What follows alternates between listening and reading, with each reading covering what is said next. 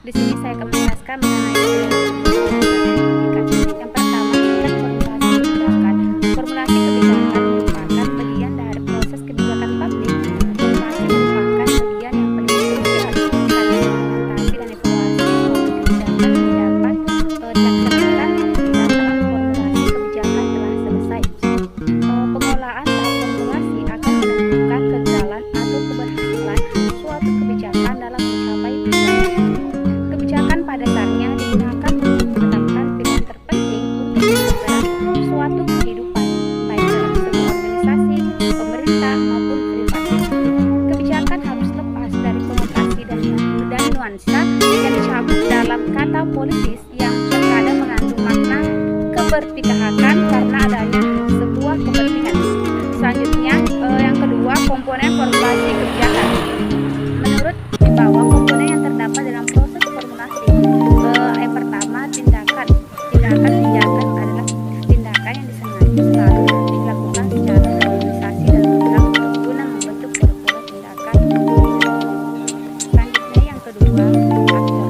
Orang atau pelaku yang terlibat dalam proses formulasi kebijakan akan memberikan dukungan maupun tuntutan secara menjadi sasaran dari kebijakan yang dihasilkan.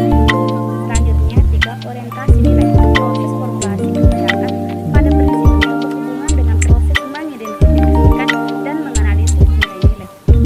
Selanjutnya, yang ketiga, proses formulasi kebijakan. Proses formulasi kebijakan ke dalam tahap perumusan masalah kebijakan, penyusunan agenda pemerintah, perumusan usulan kebijakan, dan pengesahan kebijakan. Selanjutnya, ada perumusan kebijakan. Yang pertama, perumusan masalah kebijakan, artinya upaya untuk menentukan identitas masalah kebijakan dengan tertentu, mengerti dan memahami sifat dari masalah tersebut.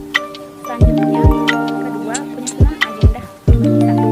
Masalah publik yang telah diidentifikasi kemudian akan dipilih dan dipilih oleh para pembuat keputusan dan ditemukan mana yang seharusnya untuk diprioritaskan. Selanjutnya, yang ketiga, yaitu perumusan usulan kebijakan. Tahap ini merupakan kegiatan menyusun dan mengembangkan serangkaian tindakan yang perlu untuk memecahkan masalah.